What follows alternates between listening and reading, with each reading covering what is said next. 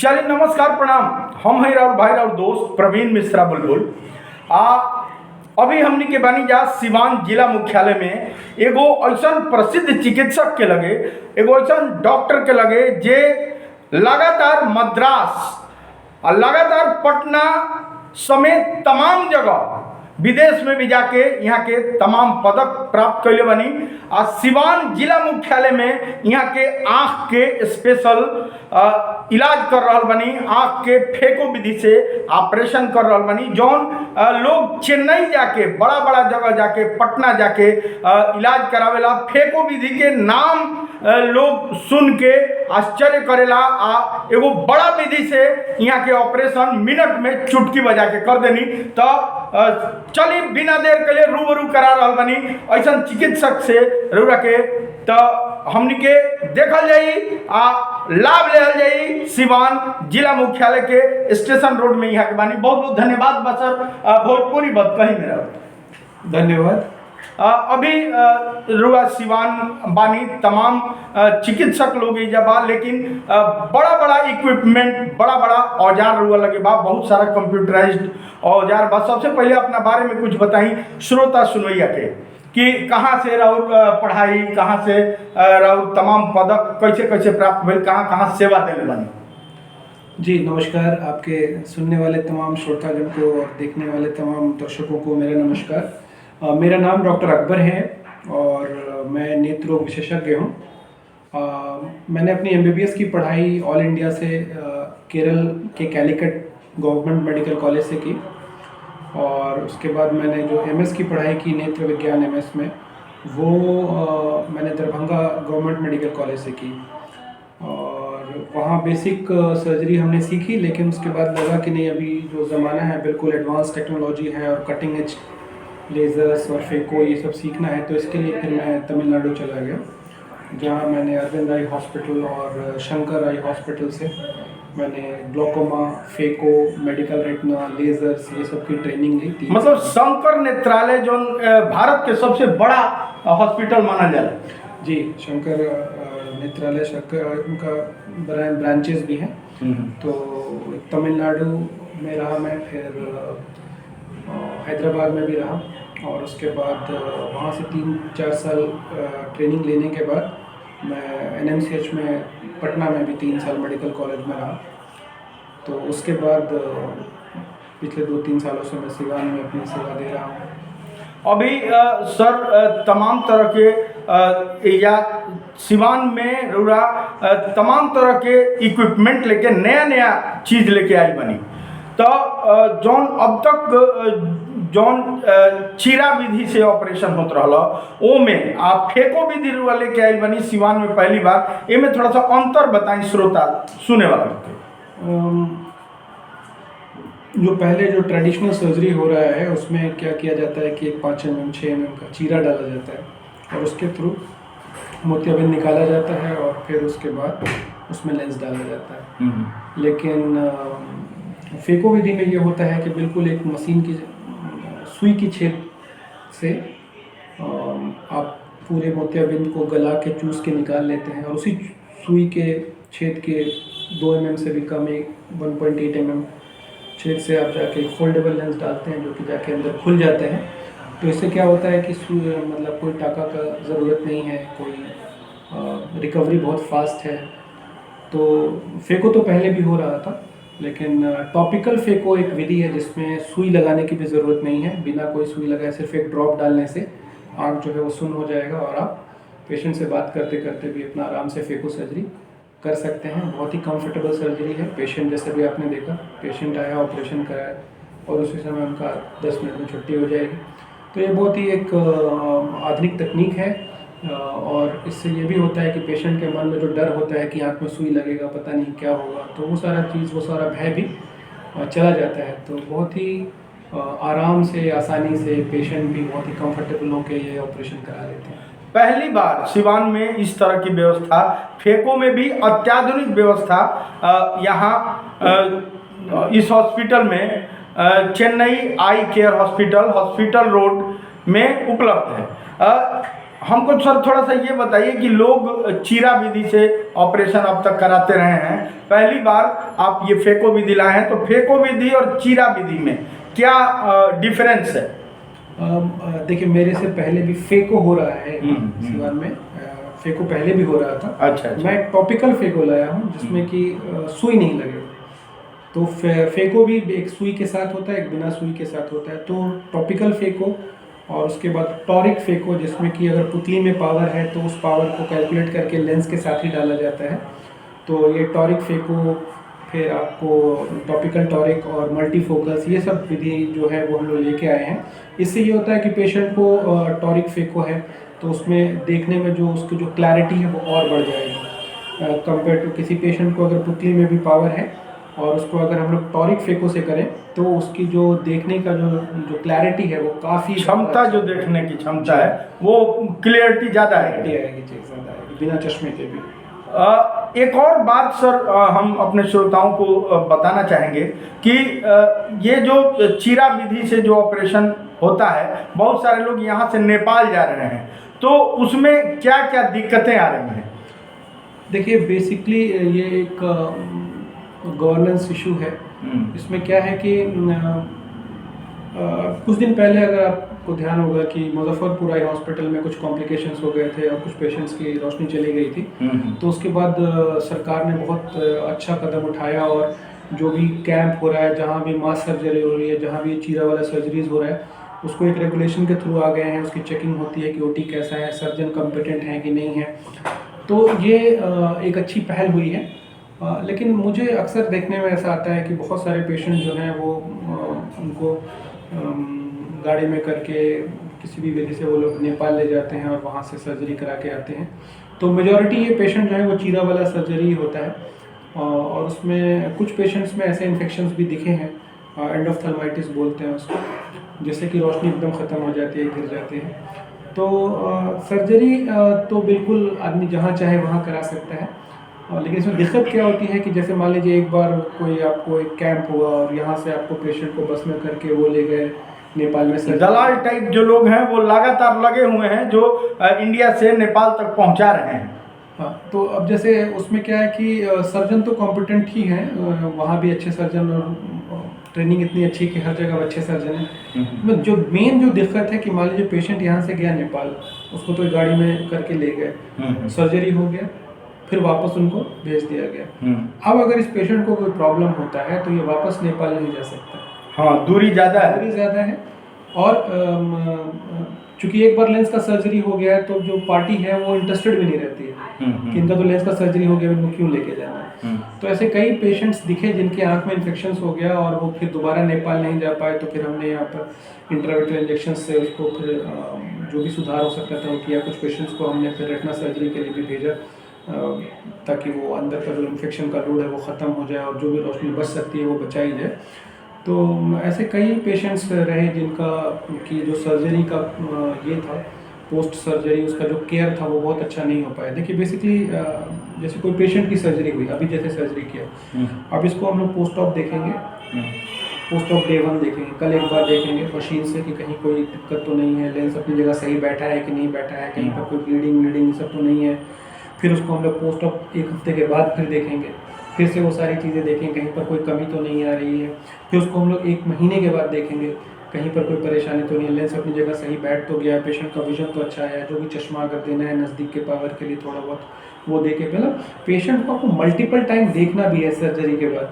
अब मोस्टली क्या होता है इन कैंप सर्जरीज में कि पेशेंट गए नेपाल, सर्जरी हो गया, उसके पेशेंट घर, अब उसके बाद अगर उसको कुछ इन्फेक्शन होता है तो पेशेंट वापस अपने ट्रीटिंग फिजिशियन से या ट्रीटिंग सर्जन से मिल नहीं पाता है, तो उससे काफ़ी परेशानी होती है। तो एगो बहुत अहम बात कि सर बतौनी है कि एक बार फीस दें और फीस में फेको लेंस भी लागल, बिना चीरा टाका के लेंस लागल, आ ओकरा बाद यहाँ के लगातार 1 दिन बाद, फिर 3 दिन बाद, फिर 21 दिन बाद लगातार वही पैसा में सेवा कर रहा बनी।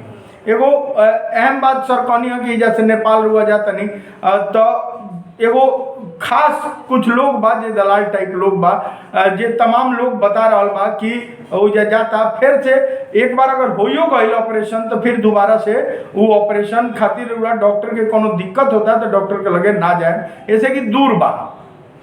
एगो और ही चीज सर बड़ी चर्चा में बा कि फेको विधि से लोग अभी समझत नहीं थे, अभी लोग का हो फेको विधि थोड़ा सा बता दी। देखिए, आँख का जो ऑपरेशन होता है लेंस का, बेसिकली मोतियाबिंद जो होता है, तो उसमें दो विधि ही कॉमन है। जो एक पहले की विधि थी जिसमें आप लोग पहले याद होगा कि वो काला हरा पट्टी लगा के 1 महीने तक लेटे रहते थे। हाँ, तो बेसिकली चीरे वाला विधि है। उसमें क्या है कि चूंकि देखिए आँख बहुत नाजुक स्ट्रक्चर है, बहुत ही नाजुक स्ट्रक्चर है, 2 सेंटीमीटर में सारा खेल खत्म हो जाता है। तो उसमें अगर आप 6 mm का 7 mm का अगर चीरा पड़ता है और फिर उसमें से मोतियाबिंद निकाल के कड़ा लेंस लगाया जाता है। तो इससे होता क्या है कि जिनका बहुत पका हुआ मोतियाबिंद है, ठीक है, उनको तो रोशनी थोड़ी बहुत आ जाती है, ठीक भी आ जाती है, लेकिन पावर रहता है क्योंकि चीरा बड़ा पड़ा है तो फिर उसको चश्मा लगाने की ज़रूरत पड़ेगी। दूर को भी साफ नहीं दिखेगा और नज़दीक का तो साफ नहीं दिखेगा।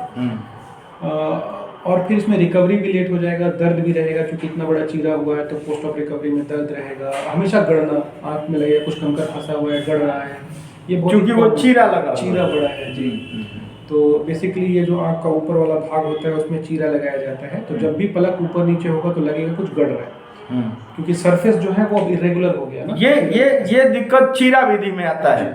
अब फेको विधि में क्या होता है कि 2 mm से भी कम का पोर्ट रहेगा और मोस्टली वो क्लियर कॉर्नियल रहेगा। तो पोर्ट होने के बाद बहुत ही एक सुई से भी अंदर एक मशीन जाती है जो कि मोतियाबिंद जो है पूरे को पिघला के चूस लेती है। और फिर उसी पतले छेद से एक फोल्डेबल, जैसे रोटी को अगर एग रोल की तरह मोड़ा जाए तो वो पतला एरिया पतला हो गया, तो उससे वो अंदर चला गया और फिर वो अंदर खुल गया। तो बिल्कुल उसी विधि से फोल्डेबल लेंस होता है, वो अंदर जाके अंदर खुल जाता है। मतलब रेटिना के जगह पे केवल लग जाता है बोले? रेटिना नहीं है, रेटिना तो आँख के पर्दे के पीछे के भाग को बोलते हैं। अगर इस मॉडल से हम लोग समझे कि ये एक आँख का मॉडल है, तो ये सामने जो है ये अगर चीरा वाला विधि से करेंगे तो यहाँ ऊपर में एक बड़ा सा चीरा लगेगा 6-7 mm का, और फिर उसके बाद ये पूरा का पूरा ये मोतियाबिंद, ये पूरा का पूरा मोतियाबिंद निकलेगा, बाहर आ जाएगा जी। और एक नया लेंस जो है उसमें फिर उतनी बड़े छेद से जाके नया लेंस लग जाएगा। अब मोतियाबिंद में क्या ये वो चीरा विधि से फिर उसमें टाका भी लग सकता है अगर बड़ा है और वुंड स्टेबल नहीं है तो टाका भी लगाना पड़ेगा। फेको विधि से क्या होगा कि बिल्कुल एक छोटे छेद से हल्का सा किनारे 1 mm यहाँ पर 2 mm के छेद से अंदर गए, एक सुई अंदर गई और उसने अल्ट्रासाउंड एनर्जी से इसको पिघला दिया मोतियाबिंद को और अंदर ही चूस के फिर बाहर ले गए। बहुत बड़ा विधि, बहुत एगो लेटेस्ट टेक्नोलॉजी कहा जाता है। पूरा जो ऐसे निकल रहा था बड़े छेद से, अब वो क्या हुआ कि एक पतली सी सुई अंदर गई और उसी ने इसको पिघला के पूरा चूस के बाहर निकाल लिया और उसी पतले छेद से फिर जो फोल्डेबल लेंस है अंदर गया और अंदर बहुत ही प्रीमियम क्वालिटी का जो लेंस होता है वो अंदर जाके फिर वो खुल गया। एक तो ये बड़ी बात है, छेद जो है बहुत छोटा रहा तो इससे इन्फेक्शन का चांसेस भी कम हो गया, क्योंकि छोटा छेद है तो इन्फेक्शन कम होगा, ब्लीडिंग कम होगा, रिकवरी तो अभी पेशेंट का सर्जरी की अभी चले जाएंगे।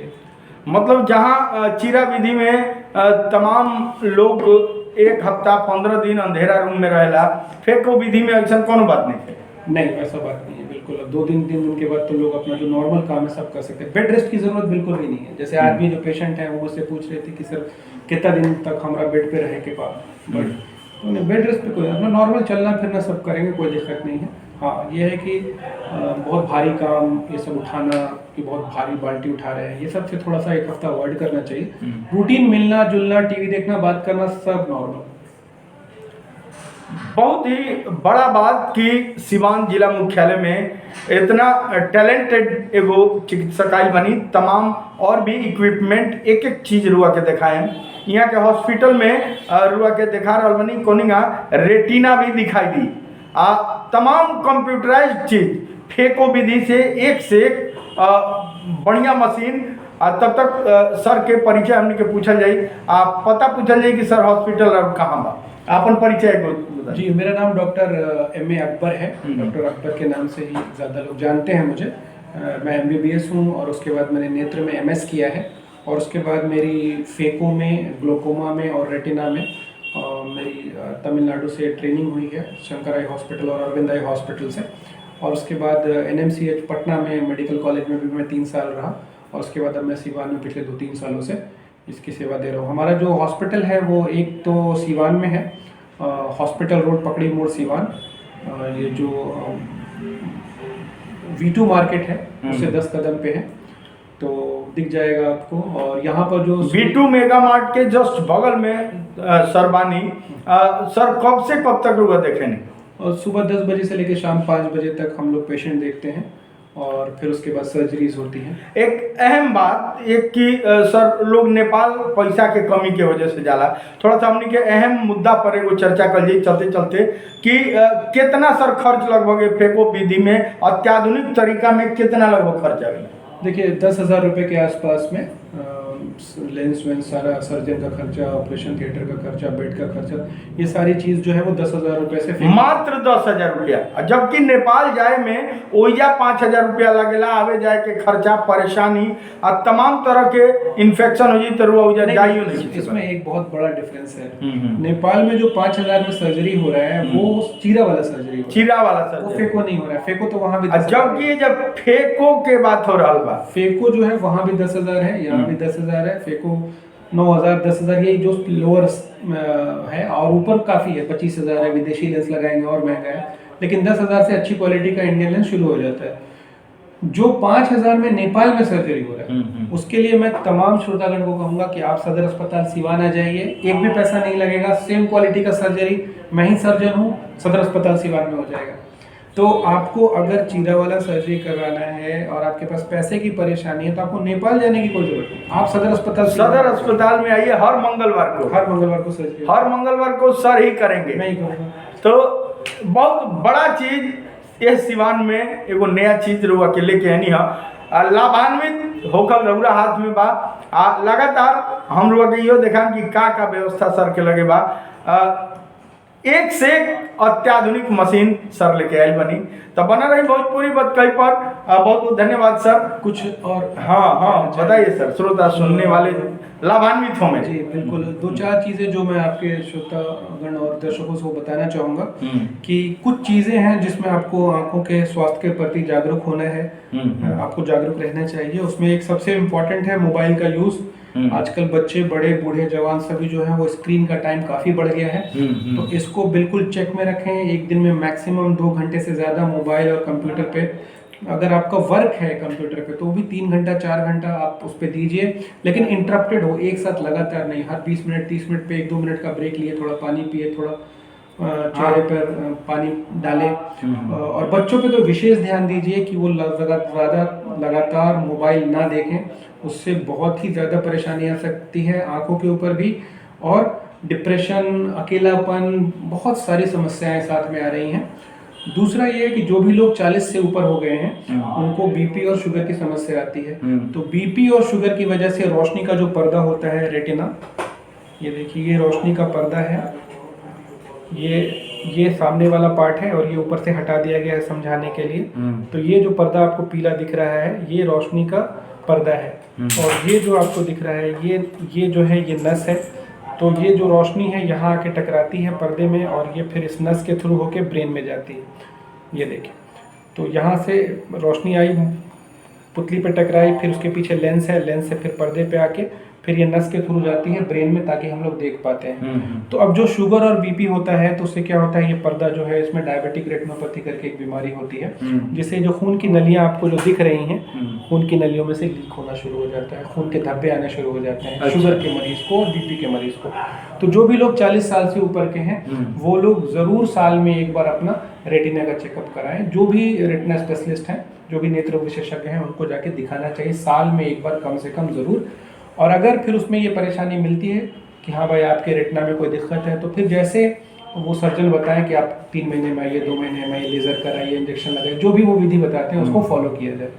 एक तो ये है, और दूसरा ये है कि 40 के आसपास में क्या होता है कि जिस तरह से बीपी बढ़ता है उसी तरह आँख का प्रेशर भी बढ़ सकता है, उसको ग्लोकोमा बोलते हैं। तो आँख का ये जो प्रेशर यहाँ बढ़ता है उससे क्या होता है, ये नस जो है ये इसमें पीलापन आने लगता है, वो सूखने लगता है। अच्छा। तो रोशनी धीरे धीरे गिरने लगती है। तो ये जो बीमारी है, नस जो सूखने लग जाएगा तो उसके बाद जो रोशनी चली जाएगी वो वापस नहीं आएगी।